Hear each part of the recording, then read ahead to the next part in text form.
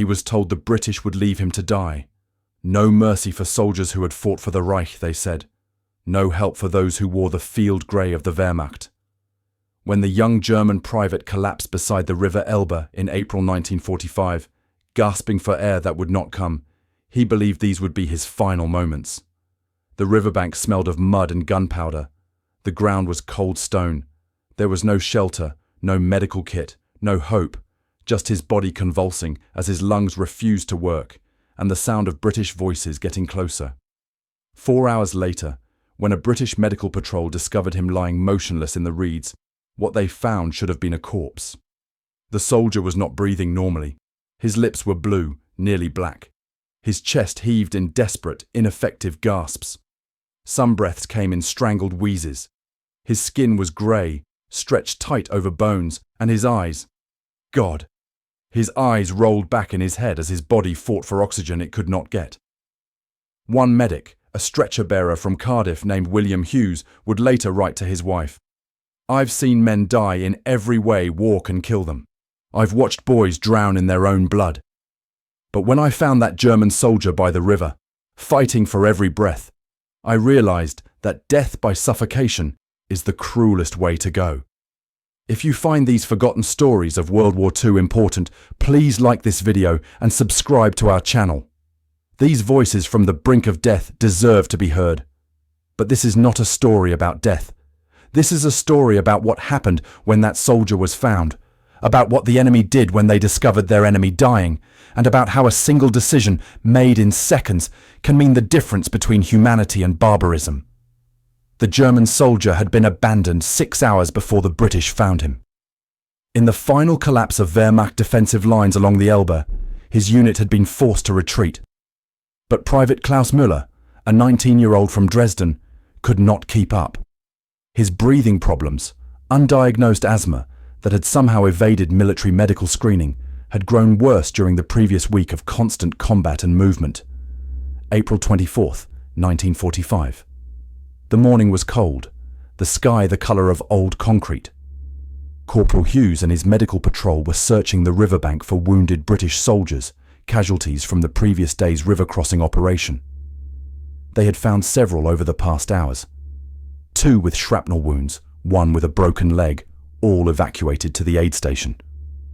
But when they reached a section of riverbank thick with reeds and debris, something felt wrong. The air was different, quiet, but not silent. "You hear that?" Hughes asked, raising his hand to halt the patrol. They listened.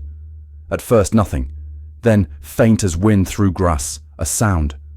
Not quite a gasp, not quite a wheeze, something human, but desperate. The soldier was half hidden in the reeds, his uniform soaked through from, lying in the mud.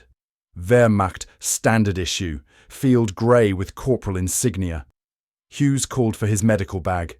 While the others waited, the sounds from the reeds grew clearer. Wet, laboured breathing. The sound of someone trying to get air, but failing.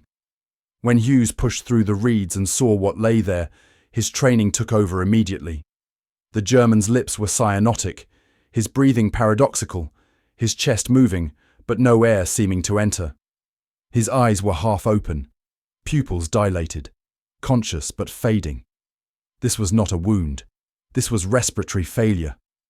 "Jesus Christ," Private Robert Taylor whispered behind him. "He's suffocating." Hughes knelt beside the soldier, already reaching for his medical kit.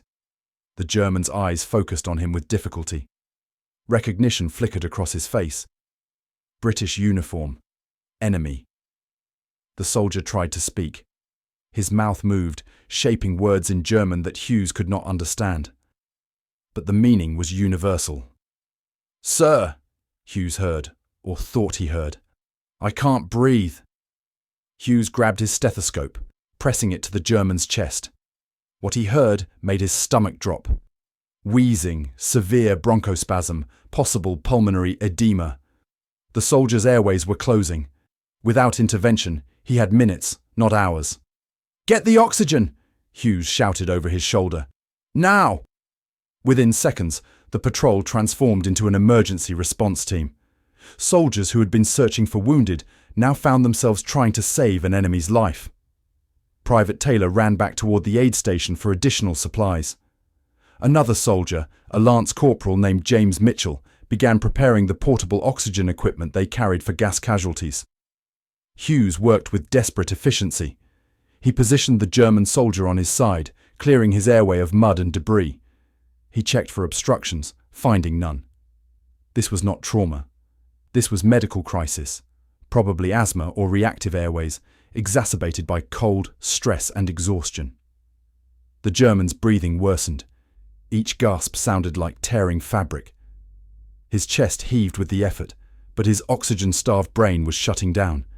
His eyes began to close. "Stay with me," Hughes said in English, knowing the soldier probably could not understand, but needing to say something. "You're not dying today." The oxygen mask went over the German's face. Hughes adjusted the flow, watching the soldier's chest, listening to his breathing. The first few breaths showed no improvement. The wheezing continued, harsh and wet. Then, slowly, the soldier's chest began to rise more fully. The blue tint in his lips started to fade, just slightly. His eyes opened wider, focusing on Hughes with an expression of confused gratitude. Hughes pulled a small ampule from his medical kit. Adrenaline, used for severe allergic reactions and bronchospasm. He had 2 doses. Standard British medical protocol said to save them for British casualties. But the German soldier was dying in front of him. Hughes broke the ampule and drew up the dose. Without hesitation, he injected it into the soldier's arm. "What are you doing?" Mitchell asked, his voice uncertain. "He's German. He's human," Hughes said simply. "And he's dying." For 30 seconds, nothing changed. The soldier continued his labored breathing, the oxygen hissing through the mask, Hughes's hand on his pulse, counting, hoping. Then the adrenaline hit. The soldier's airways began to open. His breathing, while still labored, became more effective. Color, faint but real, began to return to his face. His eyes cleared, focusing on Hughes with something approaching awareness. He tried to speak again. This time, words came out. German words Hughes did not understand, except for one. "Danke." "Thank you." Hughes nodded. He kept the oxygen mask in place, monitoring the soldier's breathing. It was not normal, not yet, but it was improving. The immediate crisis had passed. By mid-afternoon, reinforcements had arrived. A proper medical team with a stretcher, more oxygen, better equipment. The German soldier, Klaus Müller, as they would later learn from his identification papers, was conscious now, breathing with assistance, stable enough to be moved. But before they could evacuate him, a problem arose. A British captain, arriving with the medical team, looked down at the German soldier and frowned. His name was Captain Edmund Harrison, and he was in charge of prisoner processing for the sector. "Why are we wasting supplies on him?" Harrison asked. "We barely have enough oxygen for our own men." Hughes stood up, still holding the German soldier's wrist, monitoring his pulse. "Because he was dying, sir, and we're medics. We save lives." "He's the enemy," Harrison said flatly. "He probably killed British soldiers yesterday, and now you've used emergency medical supplies that we need for our own casualties." "With respect, sir," Hughes said, his voice steady. "He's a prisoner of war now. Geneva Convention requires us to provide medical care." Harrison's jaw tightened. "Don't quote regulations at me, Corporal. I'm well aware of the convention. But when our supplies are limited, British lives come first. You should have left him." The words hung in the air. Around them, the other medics stopped working, watching the confrontation. Hughes did not back down. "I took an oath, sir, to preserve life. It didn't specify which lives." For a long moment, Harrison said nothing. He looked down at the German soldier, who was watching the exchange with frightened eyes, understanding from tone, if not from words, that his fate was being decided. Finally, Harrison exhaled. "Get him to the aid station, but this goes in my report." Hughes nodded. "Yes, sir." As the medical team prepared to evacuate the soldier, Klaus reached out and grabbed Hughes's sleeve. His grip was weak but insistent. He pulled the oxygen mask aside and spoke, his voice barely a whisper. Warum? Why? Hughes did not speak German, but he understood the question anyway. Why did you save me? Why did you use precious supplies on the enemy? Why did you risk your officer's anger? Hughes looked at the young German's face, so similar to the faces of British boys he had treated. 19 years old, terrified, grateful to be alive. Because it's the right thing, Hughes said simply. That's all. Just the right thing.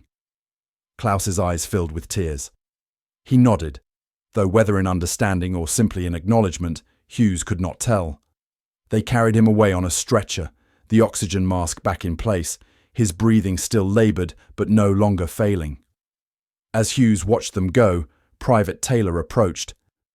"Do you think the captain will actually report you?" Taylor asked quietly. Hughes shrugged. "Probably, but I'd do it again." The aid station was a converted barn, 2 kilometres from the river. It smelled of disinfectant, mud, and the distinctive odour of wounded men. Klaus Müller was carried in on a stretcher, his breathing still assisted by oxygen, his body wrapped in British Army blankets. Lieutenant Grace Morrison, a 28-year-old army nurse from Edinburgh, had seen countless casualties. She had treated men with limbs missing, boys dying from infected wounds, soldiers screaming from burns. But when the stretcher came through the canvas door and she saw the Wehrmacht uniform, she paused. "German?" she asked, looking at the medics. "Severe respiratory distress," Hughes explained, having accompanied the patient. "Probable asthma attack, possibly complicated by exposure. I've given him adrenaline and oxygen. His breathing has improved, but he's not stable." Morrison began her examination without hesitation. Severe bronchospasm, respiratory rate still elevated, oxygen saturation low. This patient was, medically speaking, still in critical condition. "Set him here," Morrison said, her voice steady despite her concern. "Carefully." They placed the stretcher on an examination table. Klaus's eyes tracked Morrison's movements, but he did not speak. Morrison wondered if he even could speak anymore. "Can you tell me your name?" Morrison asked in English, knowing it was probably futile, but needing to establish some connection. No response. Klaus just stared at her with frightened eyes. Morrison began her work. She listened to his lungs with her stethoscope. Wheezing throughout both lung fields, reduced air movement in the bases. She checked his oxygen saturation. Dangerously low. This young man had come very close to dying. "Continue the oxygen," Morrison ordered. "High flow, and prepare another dose of adrenaline in case he deteriorates." As the needle went into his arm for the IV, Klaus flinched. His eyes widened with terror. He tried to pull away, but he lacked the strength. Morrison gently held his arm still. "It's all right," Morrison said softly, knowing he could not understand her words, but hoping he might understand her tone. "This will help you, I promise." Klaus's eyes filled with tears. Not from pain, from confusion, from the incomprehensible reality of being helped by those he had been taught would show no mercy. Over the next 6 hours, all aspects of Klaus's care were managed by the British medical staff. The doctors and nurses worked without pause, monitoring his breathing, adjusting his oxygen, administering medications. He remained in critical condition. The medical staff gave a careful prognosis. He might not survive the next 24 hours. But the British did not accept that prognosis. They dedicated resources, attention, and expertise to keeping this enemy soldier alive. And he was not just given medical care, he was given dignity. After his breathing had stabilized enough to allow it, Klaus was taken to a washing area. The facility was a corner of the barn, hastily set up with basins of heated water and soap. Real soap, not the harsh lye mixture he had used in the Wehrmacht. British military soap, olive-coloured, clean, smelling faintly of glycerin.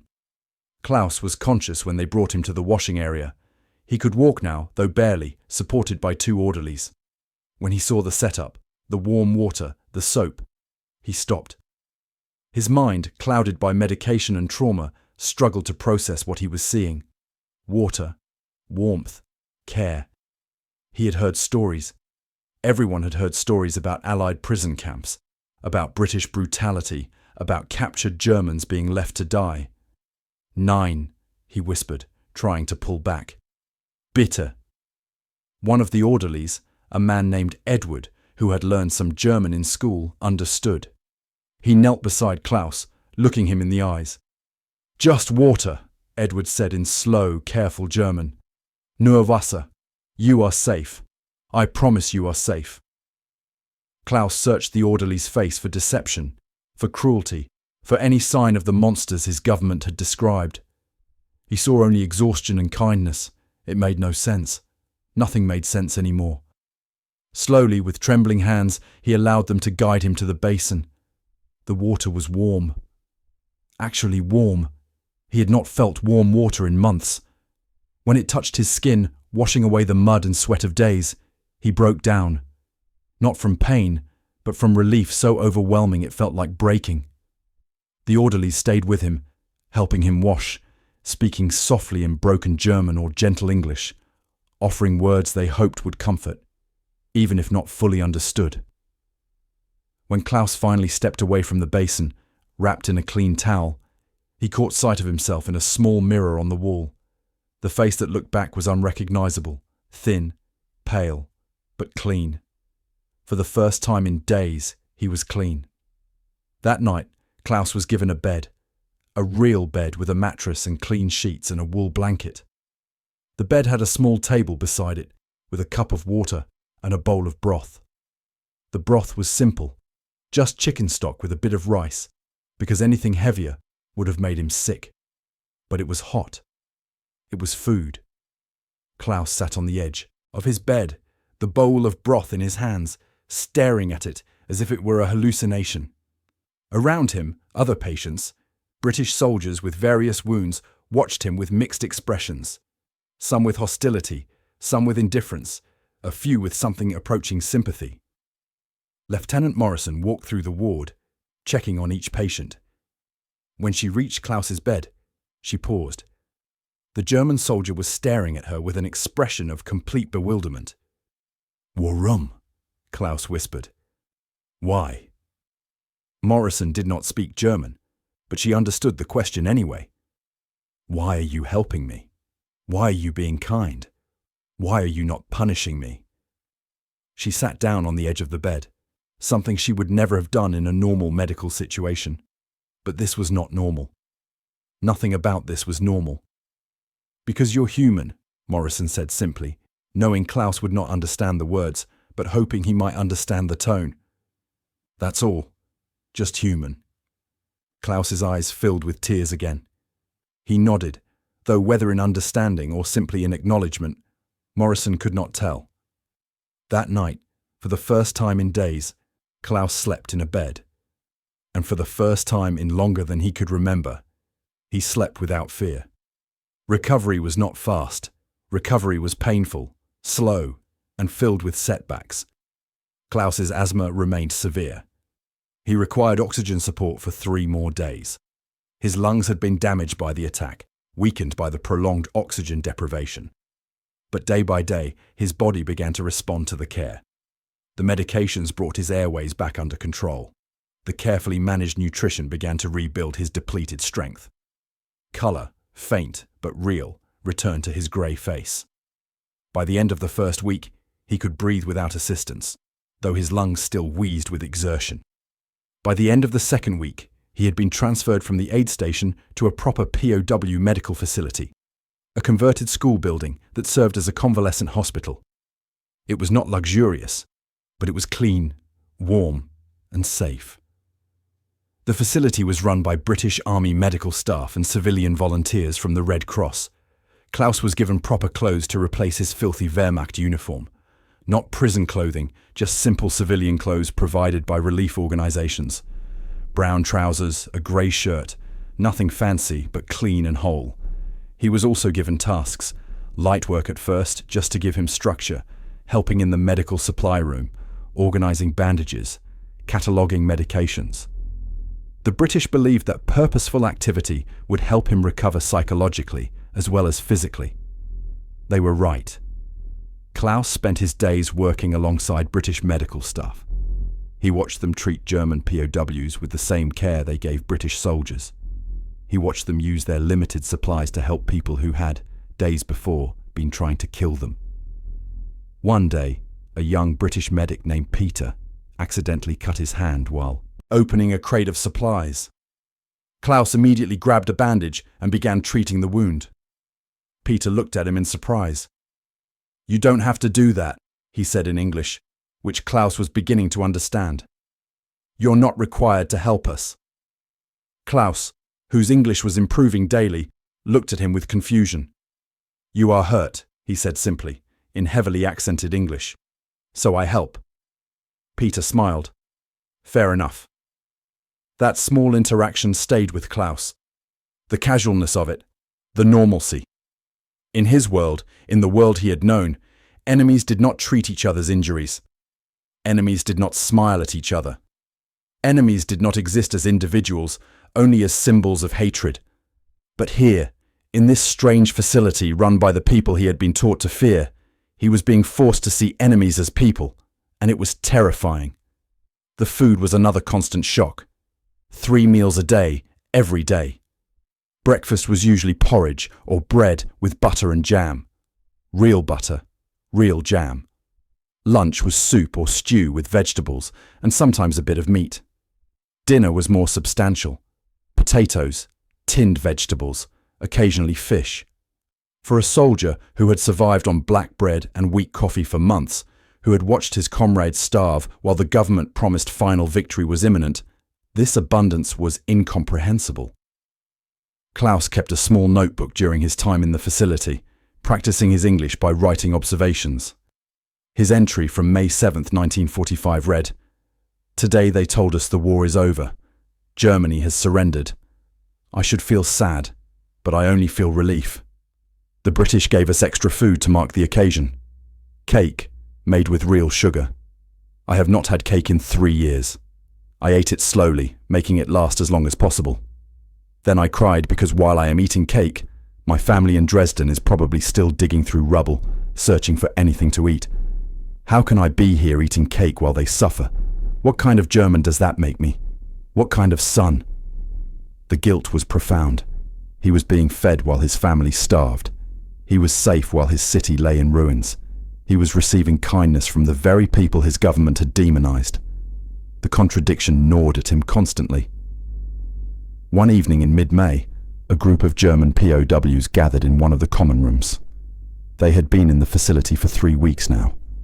Their bodies had recovered from their various ailments. They no longer looked like dying men. Their cheeks had filled out. Their breathing came easier. Some had even begun to smile occasionally. But that night, the conversation was serious. "Do you think they will punish us eventually?" asked another POW, a former infantryman from Bavaria. "Maybe they are healing us first to make us strong enough to work." Several men murmured agreement. It seemed logical. Why else would the enemy show such care? But Klaus shook his head. "I have been working with their medical staff for 3 weeks. I have watched them. They are not, they are pretending. They genuinely care about keeping us alive." "But why?" someone asked. "We are the enemy. We fought against them. Why would they care?" Klaus hesitated. "I think," he said slowly, in his improving English, "they see us as people first, not as Germans, not as enemies, as people." The room fell silent. The idea was so foreign, so contrary to everything they had been taught, that no one knew how to respond. Finally, another POW spoke up. "If that is true," he said quietly, "then everything we were told was a lie." No one argued with him. The transformation did not happen all at once. It was not a single moment of revelation. It was slow, painful, like a fracture healing. Every day brought new challenges to old beliefs. In early June, the facility received a delivery of letters. The Red Cross had been working to reconnect POWs with their families, and some of the men's relatives had been located. The letters were distributed during dinner one evening. Klaus received one. The envelope was dirty and creased, passed through multiple hands before reaching him. His hands shook as he opened it. Inside was a single page written in his mother's handwriting. "My dearest Klaus, we thought you were dead. The Wehrmacht sent us a notice saying you were missing, presumed killed. I have been in mourning for 2 months, but yesterday the Red Cross informed me you are alive and in British custody. I wept for hours when I received the news. We are surviving here in Dresden, though the city is gone. We eat whatever we can find. Your father works for the British occupation now, clearing rubble. I know this will shock you, but we had no choice. They pay him in food rations. Without that, we would starve. Please write back when you can. I love you. I thought I would never say those words to you again. Your mother." Klaus read the letter 3 times.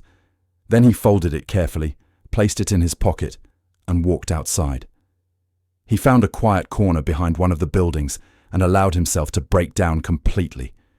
His father was working for the British, the enemy, and his mother, who had spent years believing in the Führer and supporting the war, was grateful for it because it brought food. How had the world turned so completely upside down? That night, unable to sleep, Klaus sat at a table in the common room and wrote in his notebook.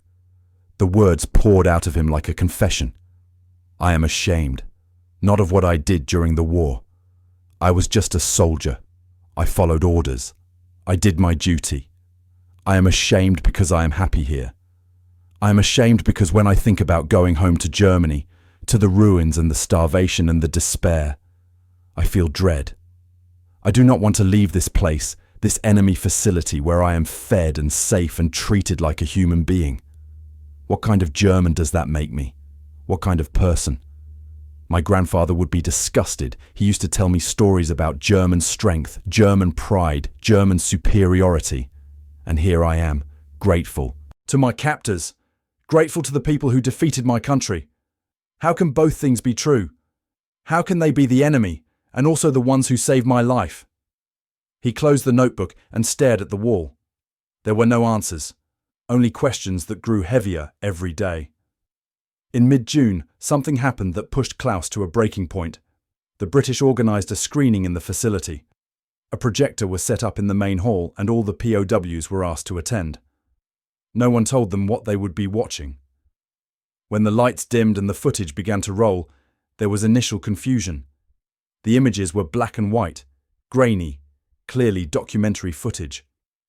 It showed British soldiers, a camp, barbed wire. Then the camera panned to show what the soldiers had found. Bodies, mountains of bodies. Skeletal prisoners in striped uniforms, mass graves, gas chambers. The unmistakable evidence of systematic murder on an industrial scale. The room erupted in gasps. Some men covered their mouths. Others turned away. A few ran from the room, unable to watch. Klaus sat frozen in his seat, staring at the screen. The narrator's voice, calm and British, explained what they were seeing. Bergen-Belsen, Auschwitz, Dachau, the Nazi concentration camps, the death factories. He had heard rumours during the war. Every soldier had heard rumours, whispers about special camps for Jews and political prisoners. But the rumours had been vague, easy to dismiss as enemy propaganda. Nobody wanted to believe their government was capable of such things. But this was not propaganda. This was footage. Real footage taken by Allied soldiers, documented, undeniable. When the screening ended and the lights came back on, the room was silent. No one moved. No one spoke. The weight of what they had just seen pressed down on them like a physical force. Finally, someone started crying, then another, then several. Within minutes, the entire room was filled with the sound of men weeping. Not polite tears. Deep, wrenching sobs that came from somewhere fundamental. A British officer stood at the front of the room. His name was Major Robert Collins, and he had been the one to order the screening. He waited until the crying subsided slightly, then spoke. "I showed you this," he said in German, translated by an interpreter. "Not to punish you, not to make you feel guilty for crimes you did not commit. I showed you this because you deserve to know the truth about what your government did, about the regime you fought for. He paused, letting the words sink in. Most of you were ordinary soldiers. You did not operate gas chambers. You did not run death camps, but you were part of a military that enabled these horrors to happen. And now you must decide what you believe. You can reject what you have seen. You can call it lies, or you can accept the truth and carry it with you. He turned to leave, then stopped. One more thing, he said. The reason we are treating you with care, the reason we give you food and medicine and shelter is not because we have forgotten what Germany did.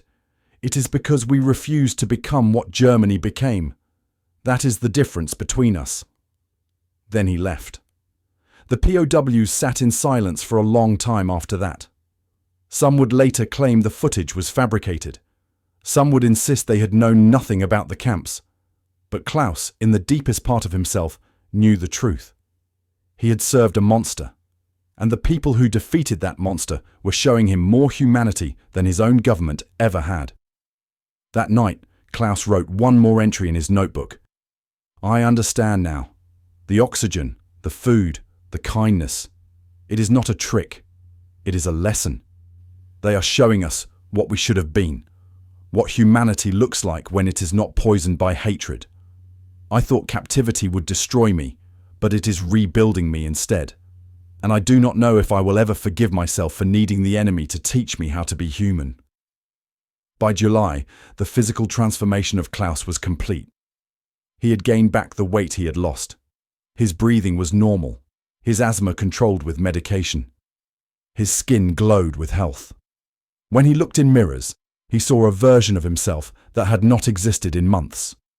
But the psychological transformation was far more profound.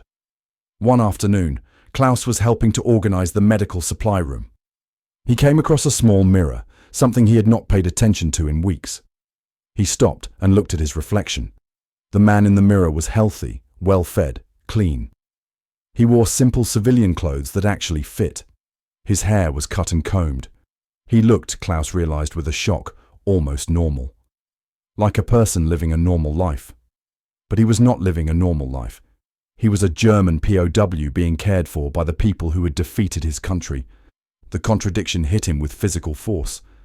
He sat down on a nearby crate, staring at his reflection, and felt something inside him shift. Not break, shift, like a dislocated joint snapping back into the correct position. They saved me, he whispered to the empty room. The enemy saved me. It was the first time he had said it out loud. The first time he had allowed himself to fully acknowledge it. Not just the physical rescue from the riverbank, but the bigger rescue, the rescue from propaganda, from lies, from a worldview built on hatred and superiority.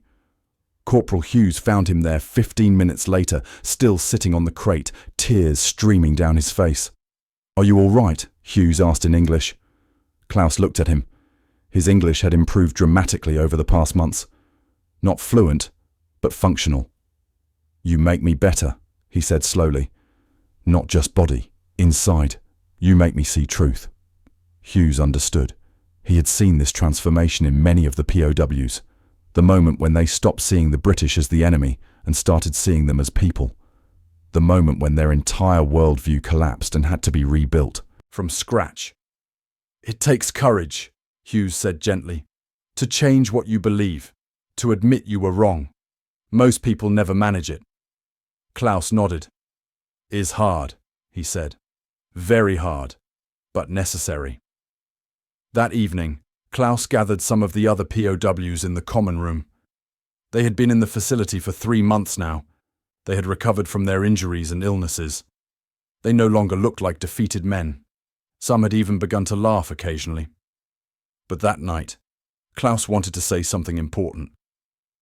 I want to say something, Klaus began. His voice was quiet but steady. We have been here for 3 months. 3 months of being fed and cared for by people we were taught to hate. And I think we need to acknowledge what that means. The room was silent, everyone watching him. It means everything we believed was a lie, he continued. The British are not monsters. They are not cruel. They are not evil. They are just people. People who believe in something we did not have in Germany. They believe that every human life has value, Even enemy lives, even our lives. Several men nodded. Others looked down at their hands.